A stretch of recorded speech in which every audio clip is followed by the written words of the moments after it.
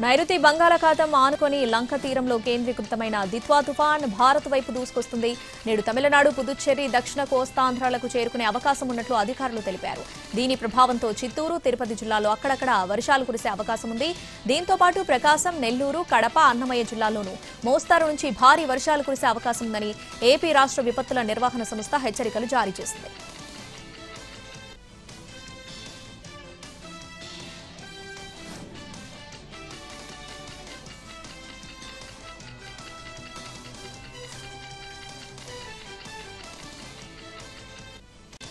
నైరుతి బంగాళాఖాతం ఆనుకొని లంక తీరంలో కేంద్రీకృతమైన దిత్వా తుఫాన్ భారత్ వైపు దూసుకొస్తుంది.